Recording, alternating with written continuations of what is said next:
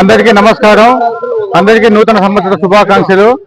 ఈ రోజు చదువుల తల్లి సావిత్రిబాయి పూలే గారి జయంతి రోజున ఆంధ్రప్రదేశ్ బీసీ సంక్షేమ సంఘం తరఫున, అదేవిధంగా గౌడ ఈడీ సంక్షేమ సంఘం తరఫున సావిత్రిబాయి పూలే గారికి జయంతిని తెలియజేయడానికి అనంతపురం నడిబొట్టునటువంటి జడ్బీ కార్యాలయానికి మేము బీసీ సంఘం తరఫున, ఈడీ సంఘం తరఫున మనం ఇది ప్రజలు రావడం జరిగింది.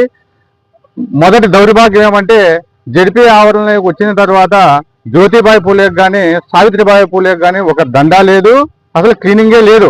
చాలా అపరిశుభ్రత ఉంది ఇక్కడ. సో దానివల్ల మేము మా సహచర మిత్రులు, కుల సంఘాల వాళ్ళు అంతా కలిసి మేమే సావిత్రిబాయి పూలే గారి, జ్యోతిరావు పూలే గారి విగ్రహాల దగ్గర క్లీన్ చేసేసుకొని, మేమే అంతా శుభ్రంగా తెలియజేసుకొని, మేమే పూలమాలలు వేసి జయంతి ఉత్సవాలు జరుపుకున్న తర్వాత ప్రజాప్రతినిధులు జిల్లా కలెక్టర్ గారికి మేము తెలియజేద్దామని చెప్పేసి జడ్పీ ఆవరణంలో మీటింగ్ లో ఉన్నటువంటి కలెక్టర్ గారికి మేము తెలియజేశాము. తెలియజేసిన వెంటనే జడ్పీ సమావేశంలో ఉన్నటువంటి ప్రజాప్రతినిధులు, కలెక్టర్ గారు అప్పుడు వాళ్ళు గుర్తు చేసుకొని ఒక మహిళకు చదువునిచ్చినటువంటి జ్యోతిరావు పూలే గారి జయంతి అనేది కానీ ప్రతి ఒక్కరూ మర్చిపోయారా. విద్యావంతులు మర్చిపోయారు, మహిళలు మర్చిపోయారు, జిల్లా ప్రతినిధులు మర్చిపోయారు, ప్రజాప్రతినిధులు మొత్తం అందరూ మర్చిపోయారు.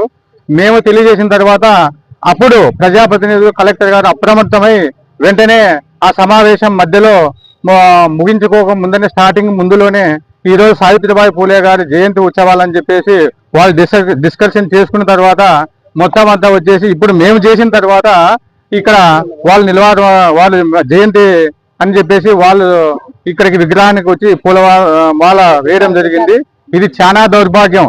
మేము వెంటనే ఇక్కడ మా సంఘాల వాళ్ళంతా వచ్చిన వెంటనే బీసీ డీడీ గారికి, కుసుబు ఆమె డీడీ గారికి ఫోన్ చేసి చెప్పాము, మాకి గవర్నమెంట్ నుంచి అనుమతులు లేవు, జీవో లేదు, చాలా ఇర్రెగ్యులర్ గా సమాధానం జరగడం జరిగింది. మేము వెంటనే కలెక్టర్ గారికి ఇది ఫిర్యాదు చేయడం వల్ల వాళ్ళు వచ్చి ఇప్పుడు ఈ పూలమాల వేసి వెళ్ళి ఇర్రెగ్యులర్ గా సమాధానం తెలియజేసి పోవడం జరిగింది. ఒక్కటే రాష్ట్ర ముఖ్యమంత్రి నారా చంద్రబాబు నాయుడు గారికి, ఇప్పుడు ఉన్న కేంద్రానికి కానీ రాష్ట్రానికి ప్రజాప్రతినిధి ప్రతి ఒక్కరికి తెలియజేస్తున్నాం, మన చదువుల తల్లి సరస్వతి అయినట్టు మొదటి మహిళా విద్యావంతురాలైనటువంటి మన సావిత్రిబాయి పూలే గారి జయంతిని ప్రతి సంవత్సరము ఈ జనవరి 3న ప్రతి ఒక్కరూ గుర్తించుకోవాలి. ఇలాంటి సంఘటనలు మరీ పురావృతమైతే చాలా మా సంఘాల వాళ్ళతో చాలా మేము ఎదురుదాడి చేసే పరిస్థితి వస్తాయని చెప్పేసి నేను తెలియజేసుకుంటున్నాను. మీ సురేంద్ర గౌడ్, బీసీ సంక్షేమ సంఘం రాష్ట్ర